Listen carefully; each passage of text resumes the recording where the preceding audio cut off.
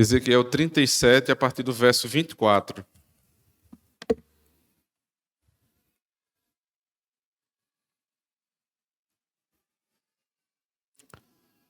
E o meu servo Davi será rei sobre eles, e todos eles terão um só pastor, e andarão nos meus juízos, e guardarão os meus estatutos, e os observarão. E habitarão na terra que dei a meu servo Jacó, em que habitaram vossos pais, e habitarão nela eles e seus filhos, e os filhos de seus filhos para sempre. E Davi, meu servo, será seu príncipe eternamente. E farei com eles uma aliança de paz, e será uma aliança perpétua. E os estabelecerei, e os multiplicarei, e porei o meu santuário no meio deles para sempre.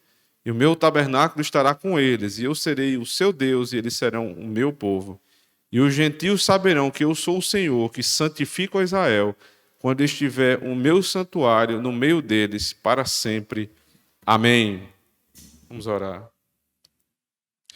Ó Deus, assim como tu fizeste no sermão, ó Pai, faça-nos novamente agora nessa aula, para que nós possamos aprender a tua palavra e nos deleitar nas tuas promessas, Senhor. No nome de Cristo nós oramos. Amém. Irmãos, eu quis reforçar naquilo que nós começamos a aprender ontem, e eu achei necessário isso por conta da natureza da pregação de hoje, de muita responsabilidade que nos foi trazida, né? Muitas obrigações a respeito da nossa casa.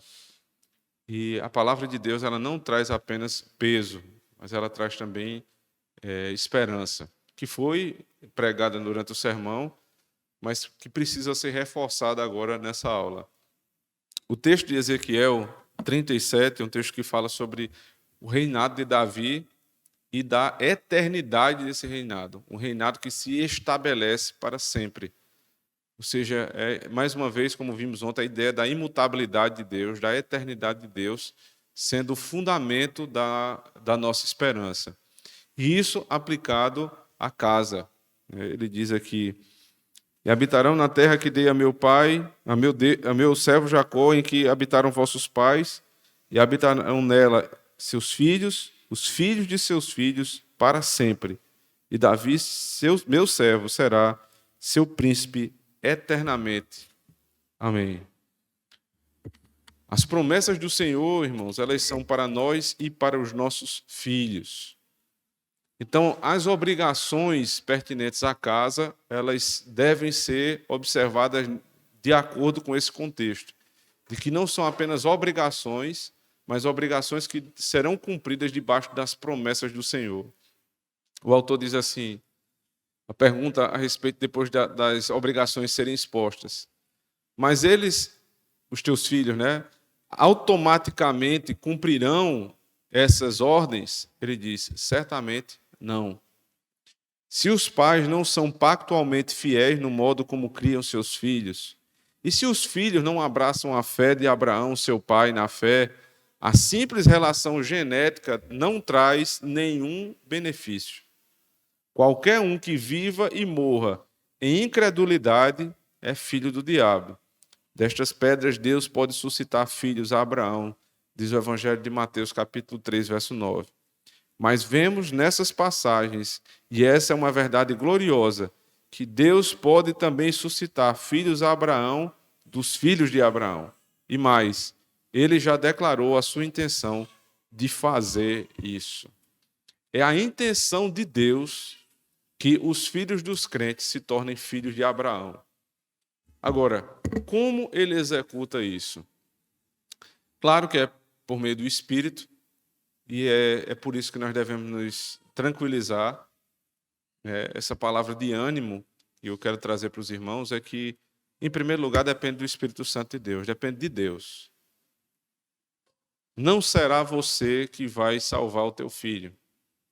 Em última análise, quem vai salvar o teu filho é o próprio Deus. Agora, há uma relação entre essa verdade e a tua responsabilidade, assim como há uma relação da verdade em que Deus me salva com a minha responsabilidade de nutrir a minha fé. Porque o fato de Deus salvar os crentes e os filhos dos crentes, ele é executado por meio no meu caso, das minhas próprias responsabilidades como fiel, como crente, e no caso dos filhos, no caso em relação aos filhos, por meio da responsabilidade e da autoridade dos pais. Então, irmãos, primeiro, descanse em Deus. Quando você ouvir uma palavra dura e uma obrigação que te foi dada que é muito pesada, descanse em Deus. Se você já tem filhos grandes, né, mais velhos, e que você não pode mais colocar em prática os ensinamentos que foram dados aqui, você sabe que pecou contra essas ordens, você sabe que foi negligente com essas ordens, a palavra de Deus também tem esperança para você. Peça perdão ao Senhor pelos seus pecados, peça que Deus possa, em Cristo, lhe perdoar e ore pelo seu filho. Ainda há o que fazer. Se o teu filho já é adulto ou já é um jovem que se casou, né, e já está vivendo essa vida independente, você sabe que muitos dos problemas que ele tem hoje são frutos de uma criação negligente sua, não há por que se desesperar. A obra de Cristo também é poderosa para te animar nessa situação. Coloque o teu filho diante do Senhor. Ore pelo casamento dele. Ore pelo o esposo que ele deu à tua filha, pelo marido, né, pela esposa que ele deu ao teu filho. Peça para que o Senhor, na sua misericórdia, salve essa família. Se for possível dar alguma orientação ainda, diga, meu filho, eu preciso falar com você. Eu errei na sua criação, eu deveria ter feito isso e aquilo, eu deveria ter agido de outra forma, eu não posso voltar no tempo. Mas a palavra de Deus diz que é a forma correta de você viver assim. Você não vai ter mais o recurso da vara. Seu filho é um homem, sua filha já é uma mulher casada, ou uma situação muito semelhante a essa. E você não tem mais esse recurso, mas você tem o recurso da palavra, de exortar o teu filho com a palavra. E crer que o Deus que é poderoso para agir por meio da vara, quando é tempo, é poderoso para agir também por meio da providência, quando o que te resta é a providência de Deus. Então, eu queria primeiro falar isso, irmãos. Não saia daqui desesperado. Porque você olha nos seus filhos uma vida de perdição. E quando eu digo perdição, não quer dizer que você olhe para o seu filho e seja drogado, ou não esses extremos, sabe? Mas perdido mesmo, uma pessoa que não tem propósito na vida, não sabe lidar com as questões da casa, tem muitos problemas de relacionamento. Isso é um tipo de perdição. Não sabe lidar com os problemas de relacionamento entre marido e mulher, não sabe educar os filhos porque não foi bem educado. Ore pelo seu filho se ele está nessa situação. Entregue os caminhos dele ao Senhor. A maioria de vocês talvez não tenha tido a oportunidade de, quando eram pais mais jovens, serem expostos a esse tipo de aprendizado que nós temos tido aqui. O privilégio, irmãos. O privilégio. E não é repetitivo, é necessário falar sobre esse tema.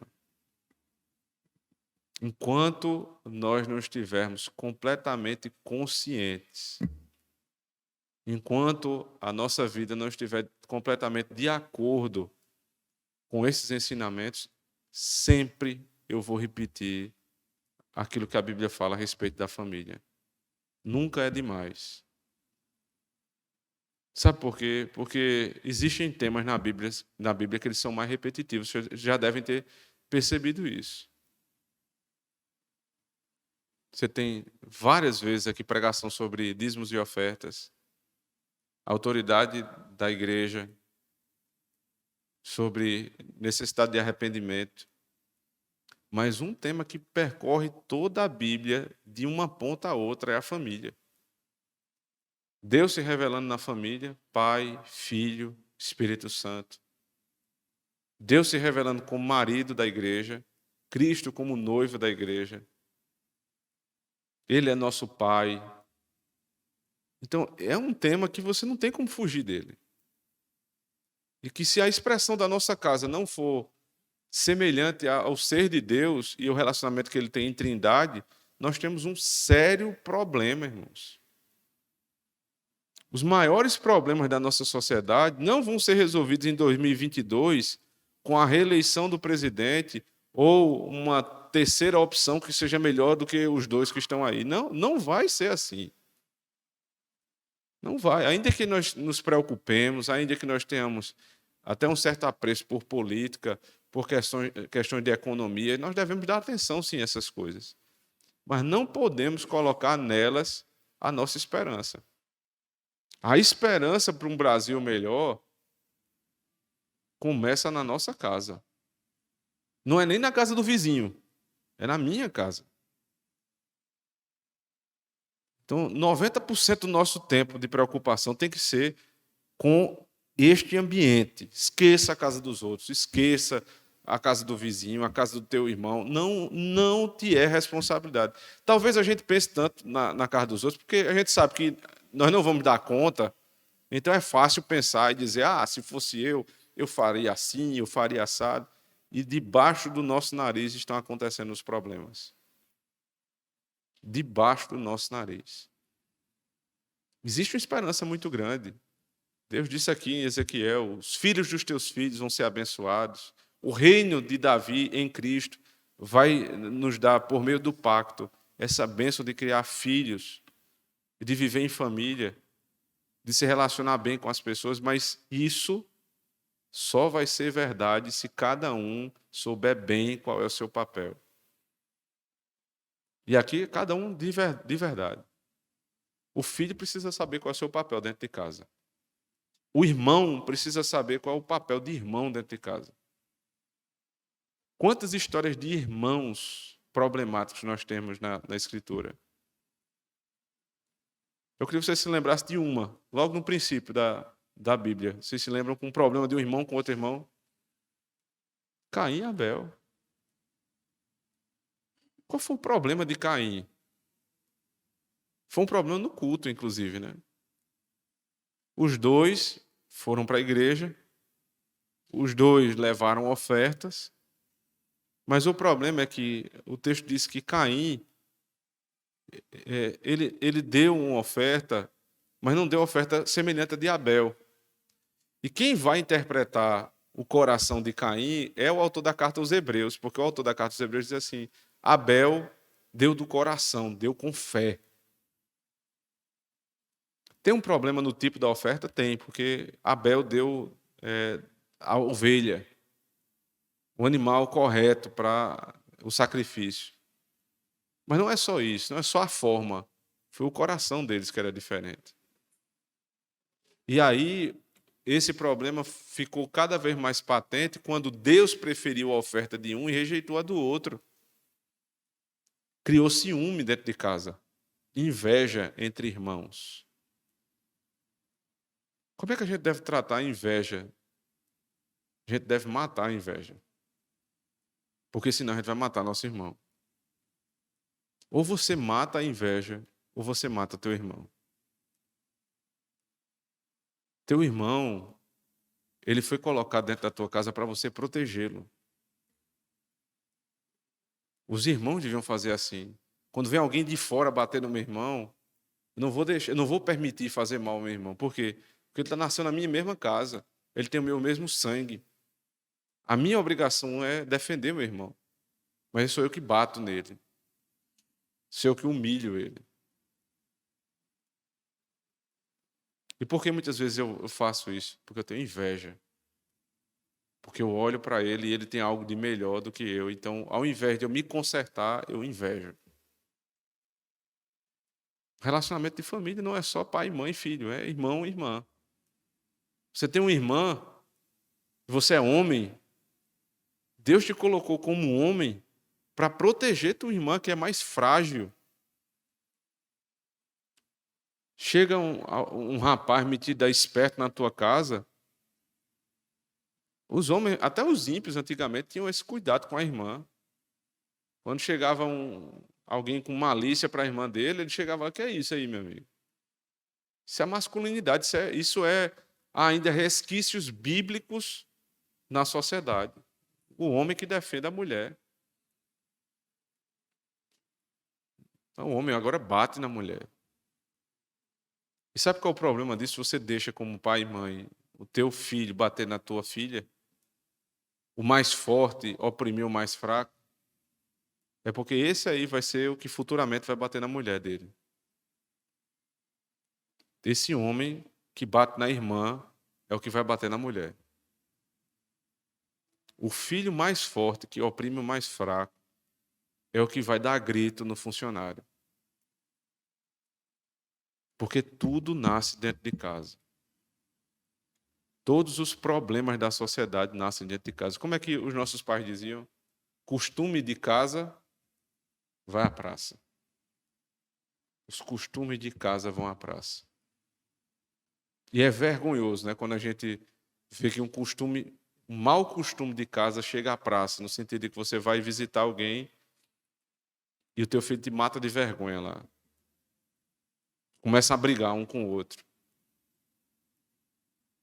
Senta na mesa, são mal educados, desobedientes, birrentos. É uma vergonha muito grande para um pai e para uma mãe. A não ser que os pais não tenham vergonha na cara, né? Mas é uma vergonha muito grande. A relação do irmão com a irmã, do irmão com outro irmão.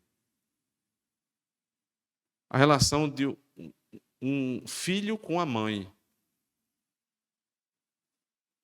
O filho que olha para a mãe e sabe que a mãe é mulher e que, como mulher, ela não tem tanta força como o pai, então ele aproveita a ausência dos pais para enganar a mãe, para zombar da mãe. E aí, quando o pai chega e a mãe conta o que o filho tinha feito, o pai, por ter ficado o dia todo fora de casa, está com saudade do filho, quer brincar com o filho, aí diz: não, deixa isso para lá, isso é coisa de criança. Aí você está criando um homem malicioso dentro da sua casa. Sabe o que ele vai fazer quando ele arrumar uma namorada? Ele vai enganar a namorada dele. Ele vai dizer que vai para um canto e vai para o outro. Ele vai dizer que estava em casa e estava numa festa. Porque ele aprendeu dentro de casa que a mulher, como parte mais frágil, ela pode ser enganada. Quem ensinou? O pai. Se o pai chegasse e o punisse com severidade, você não estava criando um malandro dentro de casa. Estava criando um homem. Mas, às vezes, esse mesmo filho ouve do pai as histórias que ele está contando lá do trabalho dele, que ele enganou as pessoas, que ele ludibriou o cliente, que ele foi malandro com o patrão, ele colocou um atestado quando não estava doente para a gente poder passear. O filho vai aprendendo isso. Ele vai criando um malandro ali dentro de si. E quando ele ficar jovem e quiser sair com seus amigos, ele vai usar dos mesmos artifícios. Quando ele não quiser ir para a aula, ele vai dizer que está doente, vai começar a criar sintomas que não existem para não ir para a aula. Quando você der uma obrigação para ele, ele vai trazer 1 milhão de argumentos para não cumprir, por quê? Porque é um enganador, é um malandro dentro da tua casa. A relação que começa de um filho com a sua mãe. A relação da filha com o pai. O pai, quando se relaciona com a filha mulher, a tendência que ele tem é de ter um carinho acima até do da mãe. Minha princesinha, aquela coisa toda que é bonito, é louvável. Mas se ela é uma princesinha, se ela é tão frágil assim como você diz, então os cuidados têm que ser redobrados com tuas filhas mulheres. redobrada. Não dorme na casa de ninguém. Não anda com fulano e cicrano. Não fica andando no colo dos outros. Não pode. Não pode. Porque essa filha que tem tanta liberdade assim, é a mesma que vai se entregar quando ela for uma jovem para o primeiro rapaz.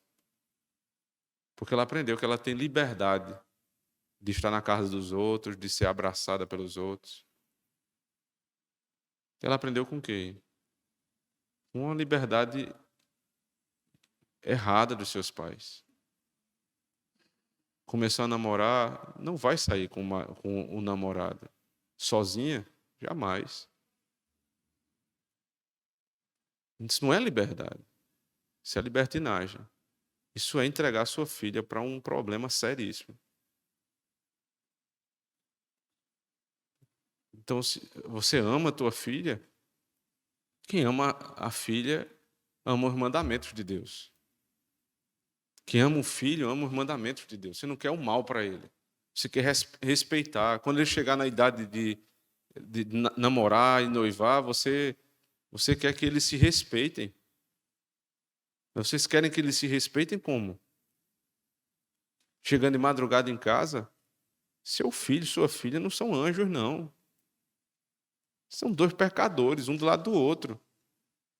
Com os hormônios a mil. Você está colocando o teu filho e tua filha em risco. Não permita, nem espere que seja a igreja que vai resolver esse problema. Isso é uma obrigação do pai e da mãe.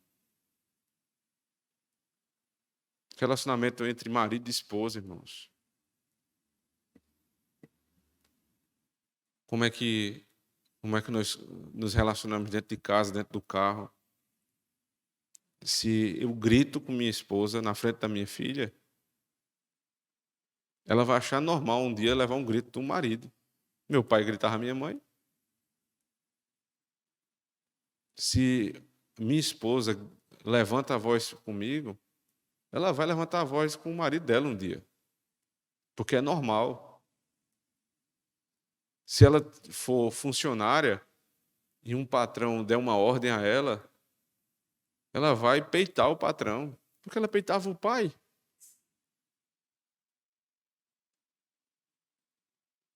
Não há lugar,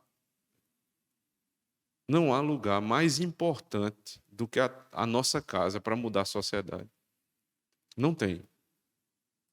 Não tem. Como eu falei, a mesa do jantar, a mesa do almoço. A gente fica numa correria desesperada. Se você todo dia precisa dessa correria, você tem que tirar um dia para ter refeições mais tranquilas com os seus filhos, para ensiná-los. Tempo para fazer aquilo que é básico. Não se constrói a casa pelo telhado. Não se constrói. Não é fazendo um culto doméstico de 2 horas que você vai treinar os seus filhos. Não. São 5 minutos todo dia. 5 minutos, 10 minutos ali de culto doméstico, todo dia, todo dia, todo dia. Faz muito mais efeito do que 2 horas uma vez por semana. É na repetição. Os que estão com recém-nascidos, né, que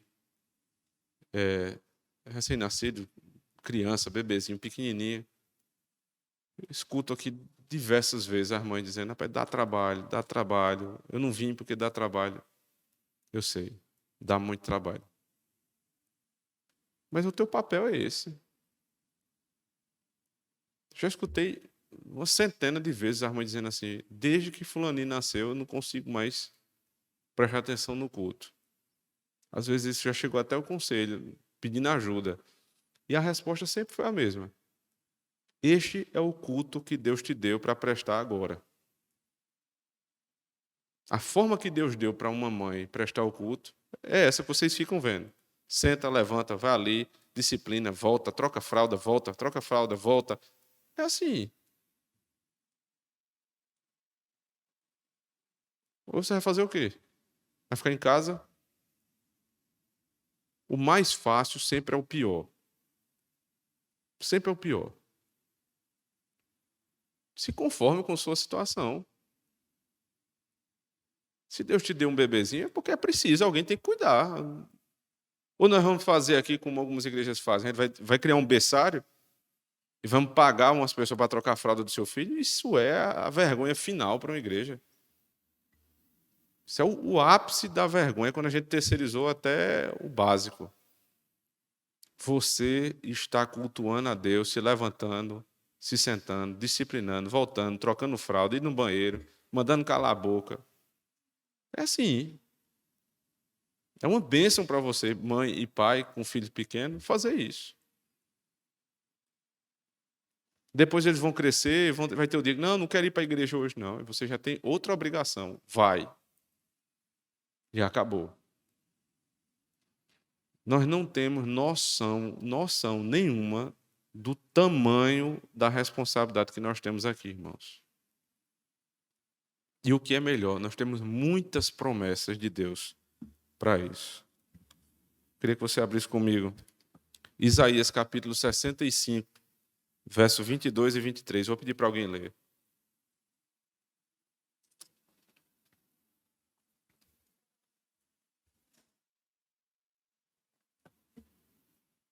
Isaías 65, 22 e 23. Por favor, alguém leia.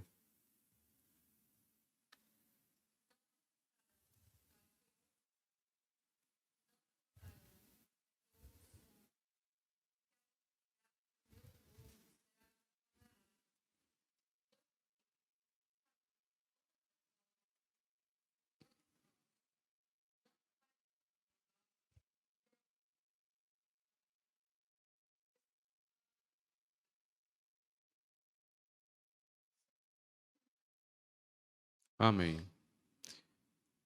Quando você lê um texto como esse, fica parecendo que isso aqui é a descrição do céu, né? Olhe bem, eles vão edificar casas e vão habitar, vão comer do fruto, plantarão e ninguém vai roubar o fruto do seu plantio. Vão ser longevos como uma árvore. E aqui não está pensando numa árvore qualquer, não. Eu não me lembro exatamente do nome daquelas árvores que vivem 2.000, 3.000 anos. Sequoias, exatamente, as sequoias. 2.000, 3.000 anos, 4.000 anos. Essa é a longevidade do povo de Deus. Não trabalham debalde, terão filhos para a calamidade. Deixa eu perguntar, a perspectiva, quando você lê desse texto, é que essa promessa se cumpra quando? Sinceramente, vocês acham que isso aqui vai se cumprir quando? Ninguém tem um palpite? Vocês acham que isso aqui é o céu? Sim ou não? Ninguém acha nada. Nem sim, nem não. Muito pelo contrário, né, Mariana? É o quê?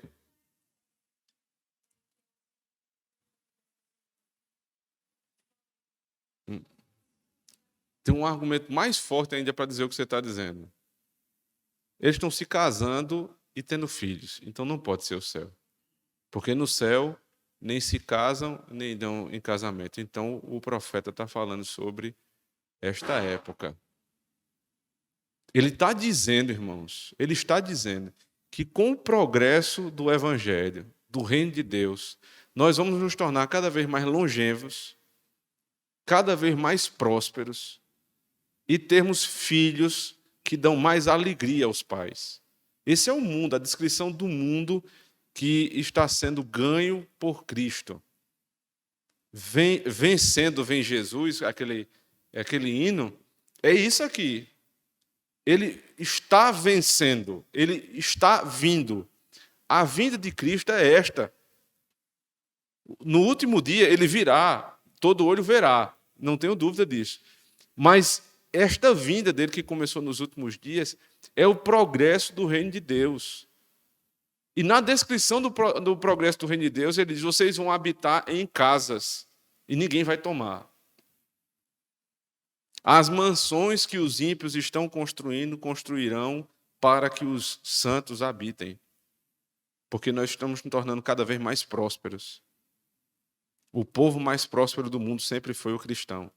E se não está sendo agora, é porque alguma coisa tem de errado em nós, na nossa sociedade e na nossa casa.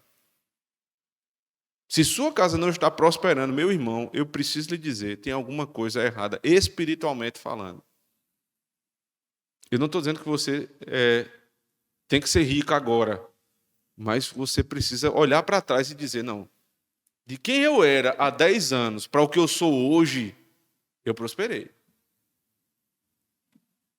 Porque é uma promessa da palavra. Então, o que era miserável, que precisava de tudo dos outros, hoje tem com que se sustentar. Então, você é próspero. O que sabia menos da palavra sabe mais. O que errava em pontos anteriormente já não erra mais. Isso tudo é prosperidade. Eles vão habitar nas casas que eles mesmos construíram. Eles vão ter filhos. Os filhos vão dar alegria. Isso aqui é a descrição, não do céu, isso aqui é a descrição da terra sendo invadida pelo povo de Deus. Tomada, saqueado o inferno pelo povo de Deus. Novo Testamento, por favor. Lucas, capítulo 1, verso 48 a 50.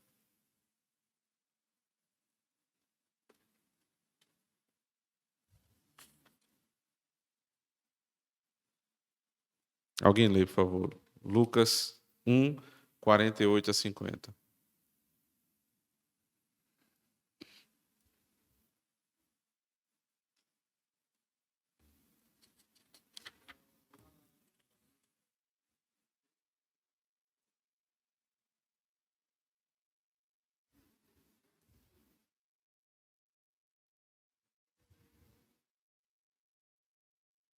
Quem foi que falou isso aqui? Maria, a mãe do nosso Senhor Jesus Cristo. Quando ela recebe a promessa do filho, ela canta, né, o cântico chamado Magnificat, e ela diz: porque contemplou na humildade da sua serva, pois desde agora todas as gerações. Mas ela só ia ter um filho. Só que ela tinha certeza de que este filho iria abençoar gerações de filhos. Me considerarão bem-aventurada, porque o poderoso me fez grandes coisas. Santo é o seu nome. A sua misericórdia vai de geração em geração sobre os que o temem. E interessante que esse final aqui é praticamente o mesmo texto do Salmo 103, versos 17 e 18. Ela está repetindo uma promessa que ela ouviu do Antigo Testamento, ela está aplicando agora ao nascimento do Senhor Jesus Cristo. As gerações serão abençoadas por meio deste filho que eu estou recebendo agora. E como a gente leu lá em Ezequiel 37, lá no final daquele texto diz assim, que os gentios também louvarão e serão beneficiados por essa promessa. O último texto que a gente vai ler hoje é Efésios 5, 31 a 6, verso 4. Deixa eu ler, para que todos possam ouvir. Eis porque deixará o homem a seu pai e sua mãe, e se unirá à sua mulher, e se tornarão os dois uma só carne. Grande é este mistério, mas eu me refiro a Cristo e à igreja. Não obstante, vós, cada um de per si, também ame a própria esposa como a si mesmo, e a esposa respeite ao marido. Filhos, obedecei a vossos pais no Senhor, pois isso é justo. Honra teu pai e tua mãe, que é o primeiro mandamento com promessa, para que te vá bem e sejas de longa vida sobre a terra. E vós, pais, não provoqueis vossos filhos à ira, mas criai-os na disciplina e na admoestação do Senhor. Ora, não há nada de surpreendente nesse texto, porque vocês já ouviram em outras passagens essas promessas, né, de respeito à família e bênção para casa. Só que a questão aqui é o seguinte: todas essas promessas aqui são promessas da antiga aliança, que foram dadas a um povo específico chamado Israel.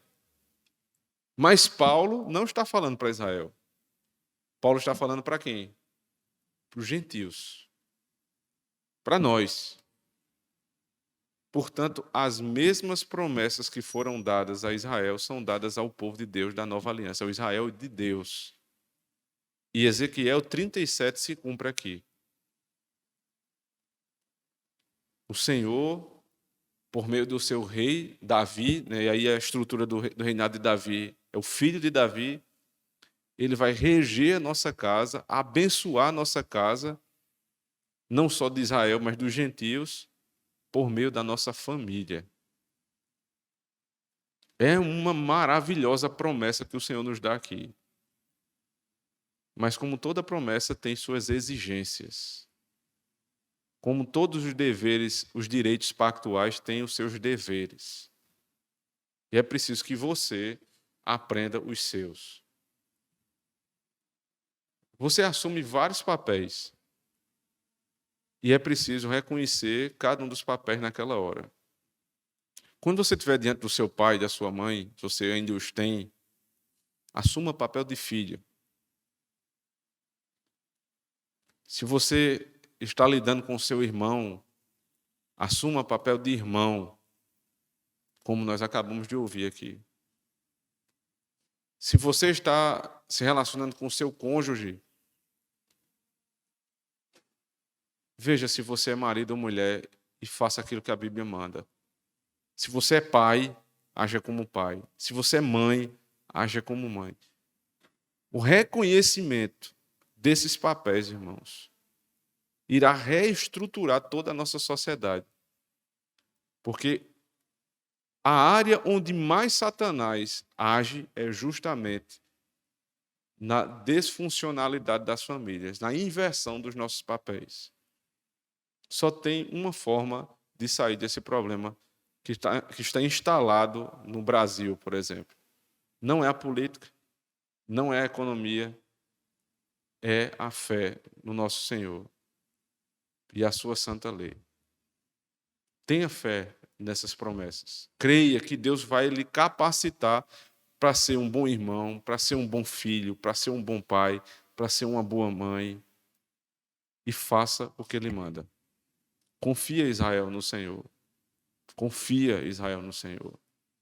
E aí você vai poder se deleitar nos resultados que são prometidos nessa palavra. Que Deus nos abençoe, irmãos. Amém.